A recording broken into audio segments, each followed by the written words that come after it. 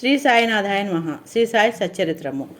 కొందరు ఈ సాయి సచ్చరిత్రమును గురువారం మొదలుపెట్టి వారం మళ్ళీ గురువారం వచ్చే వరకు లోపు చదివేసేస్తారు. అన్ని అధ్యాయాలు పూర్తి చేస్తారు. కానీ నేను రోజుకొక అధ్యాయం చొప్పున చదివి వినిపిద్దామని నా ఆశ. అయితే మొదటి ఉపోద్ఘాతము. మహారాష్ట్ర దేశంలోని వారందరికీ శ్రీ గురు చరిత్ర సుప్రసిద్ధము. ఆ దేశమంతటను దత్తాత్రేయ భక్తులు దీనిని చదివెదరు. కొందరు దీనిని నిత్యపారాయణ చేసెదరు. దీనిని రచించిన వారు గాయత్రి గంగాధరుడు. నేటి గురు చరిత్ర. ఇందులో శ్రీపాద వల్లభ స్వామి యొక్కయు శ్రీ నరసింహ సరస్వతి స్వామి యొక్కయు లీలలను విచిత్ర చర్యలను వర్ణింపబడి ఉన్నవి. వీరిద్దరూ దత్తాత్రేయుని ముఖ్యావతారములు. ప్రముఖ మరాఠీ గ్రంథకర్తయకు శ్రీ ఎల్.ఆర్. పాంగార్కర్ అభిప్రాయం ప్రకారము ఈ రెండవ అవతారములు 14-15 శతాబ్దములలో వెలిసెను. దత్తాత్రేయుని తదుపరి అవతారములు కూడా కలవు. ఇందులో ముఖ్యమైనవి నైజాం ఇలాఖాలో శ్రీ మాణిక్య ప్రభువును, షోలాపూర్ జిల్లాలో అక్కల్ కోట్కర్ మహారాజు గారు తొట్టదొడకు, అహ్మద్ నగర్ జిల్లాలోని షిరిడీలో శ్రీ సాయిబాబా అను బాబా 1918 సంవత్సరంలో మహాసమాధి చెందిరి. శ్రీ అక్కల్ కోట్కర్ మహారాజు అవతార పరంపర శ్రీ సాయిబాబా అని కొందరు భక్తుల నమ్మకము. 5వ అధ్యాయంలో వేప చెట్టు కింద పాదుకులు ప్రతిష్ఠించిన కథయు, 26వ అధ్యాయంలో చెప్పబడిన హరిశ్చంద్ర పితళే అనుభవమును ఈ నమ్మకమును దృఢపరుచున్నది. పైన వివరించిన 2 అవతారములు విచిత్ర లీలలను శ్రీ గురు చరిత్ర అను మనుగ్రంథమందు 53 అధ్యాయములలో సరస్వతి గంగాధరుడు ఎట్లు వర్ణించెను అట్లనే శ్రీ గోవింద రఘునాథ్ ఉరఫ్ అన్నా సాహెబ్ దాబోల్కర్ అనువారు శ్రీ సాయి లీలలను 53 అధ్యాయములలో శ్రీ సాయి సచ్చరిత్రమును ఈ గ్రంథమును వర్ణించి ఉన్నారు కనుక నీ శ్రీ సాయి సచ్చరిత్రము ఈనాటి గురు చరిత్ర అని చెప్పవచ్చును. ఈ సాయి సచ్చరిత్రమును చదివిన వారిలోకి విన్నవారులకి కూడా జన్మధన్యం అవుతుంది. ఈరోజు మొదటి అధ్యాయము ప్రారంభిస్తున్నాము. పూర్వము సాంప్రదాయానుసారము హేమంత్ పంత్ శ్రీ సాయి సచ్చరిత్ర గ్రంథమును గురుదేవతా స్తుతితో ప్రారంభించుచున్నారు. 1. ప్రప్రథమమున విఘ్నేశ్వరుని స్మరించుచు ఆటంకములను తొలగించి ఈ గ్రంథము జయప్రదముగా సాగునట్లు వేడుకొనుచు శ్రీ సాయినాథుడే సాక్షాత్తు శ్రీ గణేశుడని చెప్పుచున్నారు. 2. పిమ్మట శ్రీ సరస్వతీదేవిని స్మరించి ఆమె తనని గ్రంథము రచనకు పురుకొల్పినందులకు నమస్కరించుచు శ్రీ సాయియే సరస్వతీ స్వరూపులై తమ కథను తామే గానము చేయుచున్నారనియు చెప్పుచున్నారు. 3. తదుపరి సృష్టి స్థితి లయకారకులకు బ్రహ్మ విష్ణు మహేశ్వరులను ప్రార్థించి శ్రీ సాయియే త్రిమూర్తాత్మకము స్వరూపులనియు సమర్థ సద్గురువులనియు వారు మనలను సంసారమను నదిని దాటించగలరనియు చెప్పుచున్నారు. 4. తర్వాత తమ గృహదేవతయగు నారాయణ ఆదినాథునకు నమస్కరించి వారు కొంకణా దేశములో వెలిసిరనియు ఆ భూమి పరశురాముడు సముద్రము నుండి సంపాదించినదనియు చెప్పుచు వారి వంశ మూల పురుషుని స్తోత్రం చేసిరి.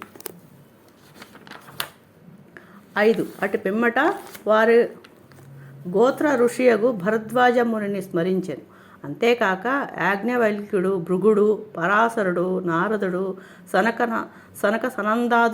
సనందనాథులు, సనత్కుమారులు, శుకుడు, సౌనకుడు, విశ్వామిత్రుడు, వశిష్ఠుడు, వాల్మీకి, వామదేవుడు, జయమని, వైశంపాయనుడు, నవయోగీంద్రులు మొదలగు పలువురు మునులను నివృత్తి, జ్ఞానదేవు, సోపాను, ముక్తాభాయి, జనార్దనుడు, ఏకనాథుడు, నామదేవుడు, తుకారాం, కాన్హా, నరహరి తదితర ఆర్వాచీన యోగీశ్వర్లను కూడా ప్రార్థించెను. తరువాత తన పితామహుడైన సదాశివునకు, తండ్రి రఘునాథునకు, కన్న తల్లికి, చిన్నతనము నుండి పెంచి పెద్ద చేసిన మేనత్తకు, తన జ్యేష్ఠ సోదరునకు నమస్కరించెను. 7. అటు పైన పాఠకులకు నమస్కరించి తన గ్రంథమును ఏకాగ్ర చిత్తముతో పారాయణ చేయడానికి ప్రార్థించాను. 8. చివరగా తన గురువు దత్తావతారమును అగు శ్రీ సాయిబాబాకు నమస్కరించి తాను వారిపై పూర్తిగా ఆధారపడి ఉన్నానని చెప్పుచు ఈ ప్రపంచము మిథ్య అనియు బ్రహ్మమే సత్యమను అనుభవమును తనకు కలిగించు శక్తి వారికే కలదని చెప్పుచు ఈ ప్రపంచంలో ఏ జీవులందు పరమాత్ముడు నివసించుచున్నాడో వారులందరికీ నమస్కరించాను.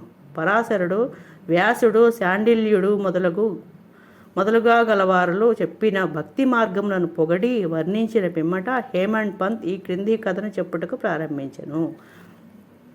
1910 తదుపరి ఒకనాడు ఉదయమున నేను షిరిడీ మసీదులో నున్న సాయిబాబా దర్శనమునకు కొరకు వెళ్ళి తిని.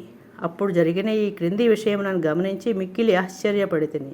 బాబా ముఖ ప్రక్షాళనము గావించుకుని గోధుమలు విసురుటకు సంసిద్ధుడగుచుండెను. వారు నేలపై గోనెపరిచి దానిపై తిరగలి ఉంచిరి.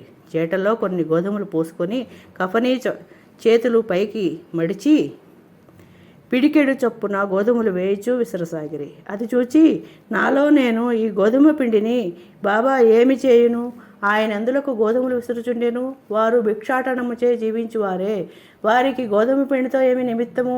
వారికి పిండి నిల్వ చేయవలసిన అగత్యము లేదే అని చింతించి తిని. అచ్చటకు వచ్చిన మరికొంతమంది కూడా ఇట్లే ఆశ్చర్యమగ్నులైరి. కానీ మాలోనెవరికీ కూడా బాబాను ప్రశ్నించుటకు ధైర్యం చాలకుండెను. ఈ సంగతి వెంటనే గ్రామంలో వ్యాపించెను. ఆబాలగోపాలము ఆ వింత చర్యను చూచుటకే బాబా వద్ద గుమిగూడిరి. 4 స్త్రీలు ఎటులనో సాహసించి మసీదు మెట్లెక్కి బాబాను పక్కకు జరిపి వారే విసురుట ప్రారంభించిరి. వారు తిరగలి పిడిని చేతపట్టుకుని బాబా లీలలను పాడుచూ విసురుట సాగించిరి. ఈ చర్యలను చూచి బాబాకు కోపం వచ్చెను. కానీ వారి ప్రేమకు భక్తికి మిగులు సంతసించి చిరునవ్వు నవ్విరి. విసురునప్పుడు స్త్రీలు తమలో తాము ఇట్లనుకునిరి, బాబాకు ఇల్లు పిల్లలు లేరు, ఆస్తిపాస్తులు లేవు, వారిపై ఆధారపడిన వారు ఆయన పోషించవలసిన వారెవరూ లేరు. వారు భిక్షాటనంచే జీవించువారు కనుక వారికి రొట్టె చేసుకున్నట్టుకు గోధుమ పిండితో నిమిత్తము లేదు. అట్టి పరిస్థితులలో బాబాకు గోధుమ పిండితో ఏం పని? బాబా మిగులు దయార్థ హృదయగుట చేత మనకి ఈ పిండిని పంచిపెట్టను కాబోలు.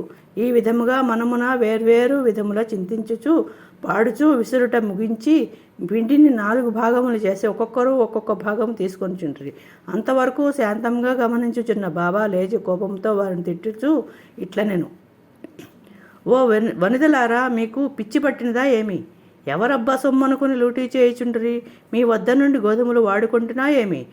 ఏ కారణము చేత పిండిని వంపోవుటకు ప్రయత్నించుచున్నారు? సరే, ఇట్లు చేయుడు, పిండిని తీసుకుని పోయి గ్రామపు సరిహద్దుల పైన జల్లుడు. అది విని ఆ వనితలు ఆశ్చర్యమగ్నులైరి, సిగ్గుపడిరి. గుసగుసలాడుకొనుచు ఊరి సరిహద్దుల వద్దకు పోయి బాబా ఆజ్ఞానుసారము ఆ పిండిని చల్లిరి. నేను ఎంతయో చూచి షిరిడీ ప్రజలను బాబా చర్యను గూర్చి ప్రశ్నించి తిని. ఊరిలో కలరా జాడ్యం కలదనియు దాన్ని శాంతింపజేయుటకది బాబా సాధనమనియూ చెప్పిరి. అప్పుడు వారు విసిరినవి గోధుమలు కావనియు వారు కలరా జాడ్యమును విసిరి ఊరి కవతల పారద్రోలిరనియూ చెప్పిరి. అప్పటి నుండి కలరా తగ్గెను. గ్రామంలోని ప్రజలందరూ ఆనందించిరి. ఇదంతయో వినను నాకు మిక్కిలి సంతోషం కలిగెను. దీని గూఢార్థం తెలుసుకున్న కుతూహలం కలిగెను. గోధుమ పిండికి కలరా జాడ్యమునకు సంబంధమేమి? ఈ రెండింటికి గల కార్యకారణ సంబంధమేమి? ఒకటి ఇంకొక దానిని ఎట్లు శాంతింపజేసెను? ఇదంతయో అగోచరముగా తోచెను. అందుచే నేను తప్పక ఈ విషయమును గూర్చి వ్రాసి బాబా లీలలను మనసారా పాడుకొనవలనని నిశ్చయించుకుంటుని. ఈ లీలలను చూచి ఇట్లు భావించుకుని హృదయానంద పూరితుడైతిని. ఈ ప్రకారముగా బాబా సచ్చరిత్రమును వ్రాయటకు ప్రేరేపింపబడితిని. అట్లే బాబా కృపా కటాక్షములచే ఆశీర్వాదములచే గ్రంథము నిమగ్నముగను జయప్రదముగను పూర్తి అయినది. తిరగలి విసురుట దాని వేదాంత తత్వము.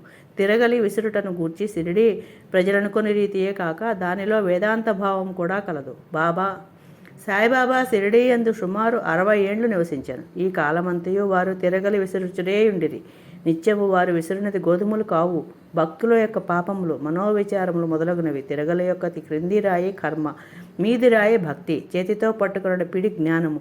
జ్ఞానోదయమునకు గాని ఆత్మ సాక్షాత్కారమునకు గాని మొట్టమొదటి పాపములను కోరికలను తుడిచి వేయవలయను. అటు పిమ్మట త్రిగుణ రాహిత్యము పొందవలెను, అహంకారమును చంపుకొనవలెను. ఇది వినగనే కబీరు కథ జ్ఞప్తికి వచ్చును. ఒకనాడు స్త్రీ ఒకతే తిరగలిలో ధాన్యమును వేసి విసురుచుండెను. దానిని చూచి కబీరు ఏడ్వసాగాను.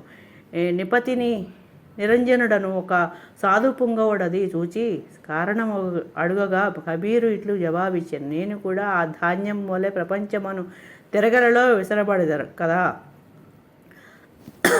దానికి నిపతి నిరంజనుడిట్లు బ్రతులు చెప్పాను. భయం లేదు, తిరగలి పిడిని గట్టిగా పట్టుకొనము, అనగా జ్ఞానమును విడువకము. నేనెట్లు గట్టిగా పట్టుయున్నానో నీవును అట్లే చేయము. మనస్సును కేంద్రీకరించుము, దూరముగా పోనీయకము. అంతరాత్మను చూచుటకు దృష్టిని అంతర్ముఖముగా నిమ్ము, నీవు తప్పక రక్షింపబడదవు. మొదటి అధ్యాయము సంపూర్ణము. సద్గురు శ్రీ సాయినాథార్పణమస్తు. శుభం భవతు.